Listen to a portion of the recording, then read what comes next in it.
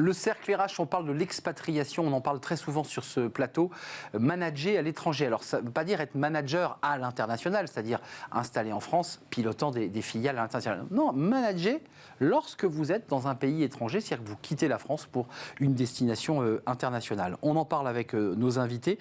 Caroline Galliard, ravie de vous accueillir. J'avais écorché votre nom en mettant un accent, mais je l'ai immédiatement retiré. Partner chez Yourside. Alors, vous faites de la chasse de tête, il faut bien le préciser, et aussi de l'accompagnement d'expatriés. Et puis vous nous parlerez, parce que régulièrement vous nous le dites, vous avez été vous-même expatrié en Russie. Merci d'être là. Frédéric David, bonjour. Bonjour. Ravi de vous accueillir, avocate internationale en droit des affaires, spécialiste aussi en droit du travail, et vous travaillez justement avec des entreprises qui déploient des managers, des responsables, des cadres dans des pays étrangers. D'abord, un petit mot quand même sur cette notion de manager à l'étranger. Juste à travers votre expérience personnelle, est-ce qu'il y a des fautes de goût à éviter ? Vous qui vous êtes installé en Russie, est-ce qu'il y a des choses sur lesquelles on ne doit pas se tromper, qu'on doit savoir avant de partir ? Oui, il y a vraiment des erreurs à éviter, c'est indéniable. Pour parler de la Russie précisément, par exemple, en Russie, ne pas souhaiter l'anniversaire à ses collaborateurs ou ses collaboratrices est une faute de goût majeure. Si vous faites ça, vous êtes cloué au pilori. C'est très important. C'est très important l'anniversaire. C'est vraiment dans la vie du collaborateur. Donc il faut bien le noter sur sa to-do list, sur l'agenda. Il faut se mettre un petit reminder dans son iPhone et il ne faut pas louper ça. Ensuite, vous avez également le 8 mars, qui est la journée des femmes. C'est pareil, à l'échelle de l'entreprise, il faut fêter, il faut célébrer cette journée-là. Et si vous ne le faites pas, c'est que vous n'avez rien compris à la culture russe. D'ailleurs, moi qui n'ai rien compris à la culture russe, c'est intéressant. L'intérêt que portent les Russes dans l'entreprise aux femmes, c'est-à-dire qu'il faut quoi ? Il faut mettre quelques verres, il faut disposer des gâteaux, il faut faire un temps d'arrêt pour le célébrer. Comment on fait ? Oui, il faut célébrer, il faut organiser. Mais en réalité, si vous voulez, tout ça ne se prépare pas la veille. Tout ça se prépare bien avant, bien en amont. D'où l'importance d'être accompagné. Ça, c'est votre boulot. Ça, c'est notre travail. D'où l'importance d'être accompagné. Et c'est vrai que nous, quand on accompagne un collaborateur à l'étranger, on va aller sur tous ces sujets-là. On va le préparer, on va le coacher. Et on fait ça nous-mêmes, précisément parce que l'expatriation, chez Yourside, tous les associés de Yourside ont connu cette expérience-là, on l'a vécu nous-mêmes. Sur des continents différents, voilà. Si j'ai bien compris. Donc on sait de quoi on parle, on est dans notre zone de compétence. Frédéric David, avocate, donc aux côtés d'entreprises, qu'est-ce qu'elle vous dit, ces entreprises ? D'abord, juste un petit mot comme ça sur le trend général. On continue à avoir des expats, c'était un mot très à la mode dans les années 2000, je suis expat, ce qui voulait dire je gagne plus d'argent, j'ai une belle maison, l'école est payée. Ça existe toujours, ça ? Alors, ça existe toujours, mais on va dire que c'est moins la vie rêvée que ça a pu être. Mais oui, ça existe toujours. Vous avez déjà parlé, je crois, avec Jean-Claude Beaujour, des différentes façons d'être expat. On en parlait avec Caroline avant de monter sur ce plateau, où on a, par exemple, la lettre de mission, qui est vraiment quelque chose qui va être temporaire, où on va gérer les choses temporairement, un peu comme un voyage touristico-business. Donc ça, c'est une lettre de cadrage voilà. Rédigée par l'avocat, c'est ça ? Alors moi, je le conseille évidemment, pas que je prêche pour ma paroisse, mais oui, puisque on a vu notamment des clients qui avaient peu ou pas réglé les points juridiques du départ, du séjour et de la sortie. Et on a vu des catastrophes, on en reparlera si vous voulez. Non, mais des catastrophes de type quoi ? L'assurance, la mutuelle, l'accident, exactement, enfin, tout ce sujet, quoi. Oui, ou tout simplement, comment est-ce qu'on fait rentrer un collaborateur qui ne veut pas rentrer, par exemple, ou qui veut rentrer, mais nous, on veut qu'il continue à travailler sur place. Il y a énormément de cas de figure, en fait. C'est quelque chose de très, très important. Ça, c'est un sujet intéressant que vous soulevez. C'est-à-dire qu'on part, en général, pour une durée. On dit, tiens, tu vas diriger la filiale américaine pour 3 ans. Et puis dans 3 ans, il faut que tu rentres. Voilà, c'est un peu une OPEX comme pour les militaires. Et parfois, on a envie de rentrer, puis parfois, on n'a pas envie de rentrer. Comment ça se passe, ça ? Ça, c'est une vraie bonne question, Arnaud. Vous êtes resté longtemps, je crois, vous, en Russie. Oui, je suis resté 15 ans et c'est un véritable enjeu, le retour. C'est un enjeu qui est en général assez négligé, d'ailleurs. Je vais vous raconter une histoire incroyable. Nous avons été mandatés par une société française, une PME, pour recruter son directeur général. La survie de l'entreprise passait, entre autres, par le recrutement de ce directeur général. On a recruté pour ce poste-là une personne qui rentrait de 20 ans d'expatriation. Vous imaginez bien. Il faut la trouver, la perle rare, excusez-moi là. Alors ça, c'est notre travail. Et pour faire ça, effectivement, il y a toute une phase d'identification en amont. C'est un véritable travail de profiling qu'on réalise et qu'on réalise nous-mêmes par rapport à ce qu'on disait précédemment. Ouais, et donc, il n'y a pas de sous-traitance, c'est vous qui directement oui, c'est nous. Fouillez, grattez. C'est ça, c'est nous qui le faisons parce que ça ne s'invente pas et on n'envoie pas n'importe qui en expatriation. Et c'est vrai que le fait de l'avoir vécu rend cet aspect-là de notre travail beaucoup plus qualitatif. Mais pour en revenir à cette personne que nous avons recrutée donc, sur ce poste-là, après 20 ans d'expatriation, vous imaginez bien que le marché français ne l'avait pas attendu. Et quand on lui a proposé ce job, pour lui, c'était Noël. C'était absolument magnifique. Puis il revenait dans son pays d'origine. Il rentrait dans son pays d'origine. Donc non seulement on a contribué à... on a vraiment eu un impact positif sur la carrière de cette personne et sur toute sa famille, mais on a aussi contribué donc, à sauver la PME en question. Le va-et-vient, c'est-à-dire partir dans un pays, revenir ou rester longtemps dans un pays pour réessayer de reprendre sa place professionnelle et familiale en France. Là, c'est la belle histoire que vous nous décrivez. Alors moi, j'avais une moins jolie histoire. Mais il y a une moins jolie histoire. Notamment, on a un groupe indien, notamment de télécommunications, mais qui fait beaucoup de choses, qui a une société en France.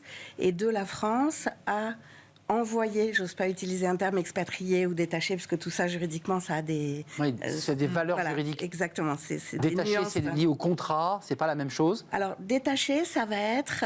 On reste rattaché à la société française, quand on est détaché à l'étranger, rattaché à la société française, éventuellement même rattaché à la sécurité sociale française. Et donc payé en euros ? Alors, on peut être payé en monnaie locale, c'est pas un problème, mais par exemple, vous pouvez continuer à contribuer à la retraite, comme si vous étiez en France. C'est un petit morceau de France qui se déplace en Inde. Exactement. Alors là, pour le coup, ils partaient à Singapour. Donc, c'était des Indiens qui géraient le détachement d'un Français de France à Singapour. Et qui ont fait ça de manière... on va dire peut-être un peu candide, malgré le fait que ce groupe soit un énorme groupe international. Et quand on m'a demandé de rapatrier, entre guillemets, cette personne française en France, en disant on n'a plus besoin de lui à Singapour, son contrat est terminé, il y avait une telle, on va dire, dentelle de documents juridiques que ça prenait l'eau de partout, et lui voulait rester là-bas avec sa famille, et ça a été très très compliqué. Alors évidemment, ça a été de la négociation, et puis... C'est pas du rapatriement sanitaire, c'est du rapatriement professionnel, là. Voilà, non, là c'était... Qu'est-ce qu'on fait dans ces cas-là ? On envoie un huissier, on envoie quelqu'un, Alors, on paye plus... Vous pouvez envoyer un huissier si vous êtes dans votre droit, c'est-à-dire s'il y a des choses qui sont correctement écrites. Dans le cas présent, c'était pas le cas, parce qu'il était parti pour 3 ans, renouveler. Je crois que ça faisait une quinzaine d'années, comme vous, qu'il était là-bas. Et lui, en fait, finalement, ses enfants étaient là-bas, sa culture était là-bas, et il ne souhaitait pas rentrer. Juste un mot, parce qu'il y a 2 spécialistes de l'expatriation sur 2 fenêtres différentes, mais lorsqu'on manage une équipe, on est français, et ça a été votre cas, vous arrivez avec votre culture, vous êtes une femme. Comment on fait ? Je veux dire, il faut aussi donner des gages à ses collaborateurs qu'on aime le pays dans lequel on est, parce qu'on a quand même l'image de la France. Il y a des enjeux internationaux, il y a aujourd'hui des tensions, ce qui n'était pas votre cas à l'époque, mais on a des tensions avec certains pays. Comment on fait pour s'immerger dans la culture, pour montrer à l'autre qu'on n'est pas que là pour piloter et créer de l'EBITDA, mais aussi créer du lien humain ? C'est très juste, et c'est précisément la raison pour laquelle tout le travail d'identification qu'on mène en amont est essentiel. Je le disais tout à l'heure, on n'envoie pas n'importe qui en expatriation. J'ai une autre histoire formidable, je suis désolée, ce sont des anecdotes concrètes. C'est bien, c'est le yin et le yang sur ce plateau. Et puis c'est important d'illustrer ce dont on parle. On a été mandaté par un grand groupe de luxe en Russie pour recruter le futur CEO. On est en Russie, on est mandaté pour recruter un Russe. Nous, on va chercher en logique, Russie. Quoi, oui. Bien sûr, c'est logique, mais on ne va pas limiter notre recherche à la Russie. On va chercher partout dans le monde.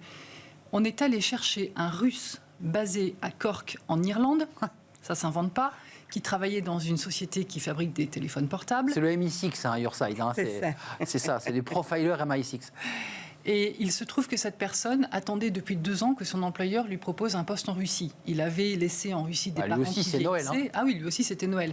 Il avait laissé en Russie des parents qui vieillissaient, une fille de 12 ans qui grandissait.